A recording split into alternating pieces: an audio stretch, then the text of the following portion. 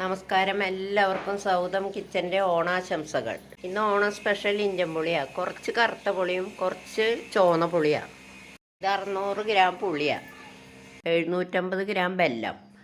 അപ്പോൾ ഈ പുളി ഇനിയിപ്പോൾ എന്താ ചെയ്യേണ്ടതെന്ന് വെച്ചാൽ, ഒന്ന് അതിനെ ഉലർത്തിയെടുത്തിട്ട് ഒന്ന് നല്ല പോലെ ഒന്ന് അലമ്പി കഴുകിയിട്ട് പിന്നെ രണ്ടാമത് വെള്ളത്തിലിടുക. അപ്പം ഇങ്ങനെ കഴുകുമ്പോൾ നമുക്ക് ആ പുളിയുടെ ഉള്ള കുറച്ച് അഴുക്കൊക്കെ ഒന്ന് പോയി കിട്ടും. ഇനി ആ പുളിയുടെ കഴുകിയ വെള്ളവും അതിൻ്റെ കൊറ്റനൊക്കെ നമുക്ക് യൂസ് ആവും. അത് പാത്രങ്ങൾ ഓട്ടുപാത്രം ഉണ്ടെങ്കിൽ അത് കഴുകാം. ഇനി ഇത് കുറച്ച് നേരം കുതിരാൻ വയ്ക്കുക.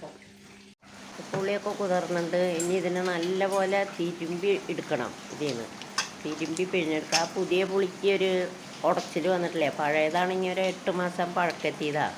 അങ്ങനത്തെ പുളിയാണ് ഇഞ്ചൻ പുളിക്ക് നല്ലത്. ഇതിപ്പോൾ പഴയ പുളി കഴിഞ്ഞു, അത് കാരണം ഇപ്പോൾ പുതിയത് കുറച്ച് ഇടേണ്ടി വന്നത്. ഇനിയിപ്പോൾ ഇതിൽ നിന്ന് ആ കൊറ്റനൊക്കെ മാറ്റിയെടുക്കണം. ഇതുകൊണ്ട് അരിച്ചെടുത്തിട്ട് അധികം ലൂസാക്കണില്ല, ഇത്തിരി കട്ടിയിൽ തന്നെയാണ് എടുക്കുന്നത്.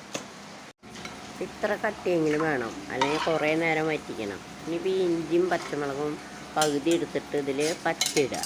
ബാക്കി പകുതി എണ്ണയോ വെളിച്ചെണ്ണയോ എന്തായാലും കുഴപ്പമില്ല, അതിൽ വറുത്തിടുക. ഇനി ഇത് മല്ലി മുളകും വറുത്ത് പൊടിച്ച പൊടിയാണ്. അതിപ്പോൾ ഒരു പ്ലാവില കരണ്ടി. അപ്പോൾ അത് ഒരു 2 ടീസ്പൂൺ ഉണ്ടാവും.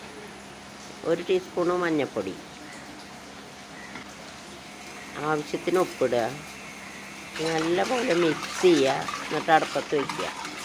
അടുപ്പത്ത് വെച്ച് തിളയ്ക്കാൻ വെച്ചിട്ടുണ്ട്. ഇനി നമുക്ക് ബാക്കി എടുത്ത് വെച്ച ഇഞ്ചി പച്ചമുളകും വറുത്ത് കോരിയെടുക്കാം. ഏകദേശം മൊരിഞ്ഞുണ്ട്, അത് നമുക്ക് കോരിയെടുക്കാം.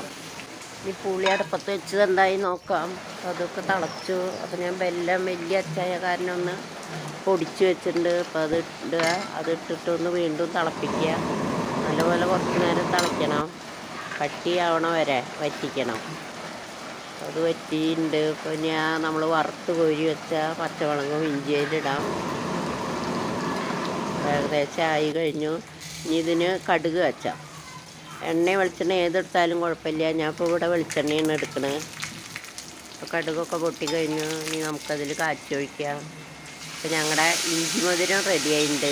ഇഞ്ചമ്പുളി എന്ന് പറയാൻ പറ്റില്ല, നല്ല മധുരമാണ് ഇതിന്.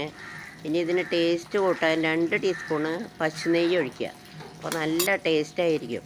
പണ്ട് കാലത്തൊക്കെ ഞങ്ങൾ ഒരു 1/2 കിലോ പുളിയിലേക്ക് 2 അച്ച് വെല്ലം എടുക്കുക. അന്നത്തെ അച്ച് കുഞ്ഞച്ച് വെല്ല. ഇത് ഞങ്ങളുടെ കടുമാങ്ങച്ചാർ, ഇത് നാരങ്ങ വെള്ളച്ചാറ്. ഉപ്പും ചൊറുക്കിയും ഇട്ടിട്ട് മാസങ്ങളോളം വയ്ക്കണം. ഇഞ്ചി മധുരം വെള്ളച്ചാറ്, കടുമാങ്ങച്ചാറ്.